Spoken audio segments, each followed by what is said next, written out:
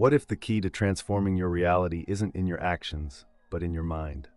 C.S. Lewis once said, "What you see and what you hear depends a great deal on where you are standing." Tonight, I will show you how to shift your mind and manifest anything. The mind is the architect of reality, shaping the world through the arrangement of thoughts and beliefs. Every experience, every condition, every limitation or success is not determined by external forces, but by the way the mind is structured. There is no inherent difference between a person who thrives and one who struggles, except in the way they have aligned their consciousness. Wealth, freedom, joy, or despair, each is the result of an internal arrangement, a pattern of thought reinforced over time. When you shift your mind, you shift your world. This is not speculation, but a fundamental law. The mind, like a magnet, attracts whatever aligns with its dominant state. A piece of steel, when magnetized, has the same substance as one that is demagnetized. The only difference lies in the alignment of its molecules. So it is with thought. A person who feels powerless is not different in capacity from one who feels empowered. The only difference is how they have chosen to arrange their consciousness. The law of liberty states that whatever you hold in your mind with conviction will externalize itself. To look into the perfect law of liberty is to perceive yourself as already being the person you wish to become. It is not enough to wish, to hope, or to desire. These are passive states. Transformation requires assuming the new state as real and persisting in it, regardless of present conditions. A man who merely glances at the truth and then returns to his old ways deceives himself. He looks into the mirror, sees his potential, then forgets the vision and allows external circumstances to dictate his reality. But the one who perseveres in his assumption, who lives and breathes it as if it were already true, bends reality to his will. The world may argue against him, but the world is only the reflection of past assumptions.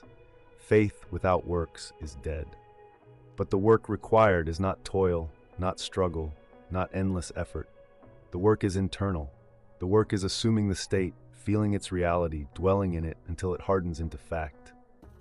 A person imprisoned by their circumstances, whether financial, emotional, or physical, must not seek escape through external means alone. The true path to freedom is to embody freedom in consciousness first. If one were truly free, how would they think? How would they act? How would they sleep at night? Assume that state fully, persist in it, and external conditions must shift to match it. The mind does not operate independently of the world, it governs the world. If you doubt this, test it. Assume the state of being you desire, not vaguely, not as a fleeting thought, but as a conviction. Live in it mentally, hold to it with certainty, and observe as the external world rearranges itself accordingly. Reality conforms to the structure of your mind. Those who live by reason alone will argue that circumstances dictate thought, that facts must be accepted as unchangeable. But reason is merely the interpretation of past experience. To live by reason is to be bound by the past. The mind, when disciplined, transcends reason and creates new realities. This is why the weak are instructed to say, "I am strong," not because they wish to deceive themselves, but because by assuming strength they invoke it into existence. The law is impersonal, operating with absolute precision.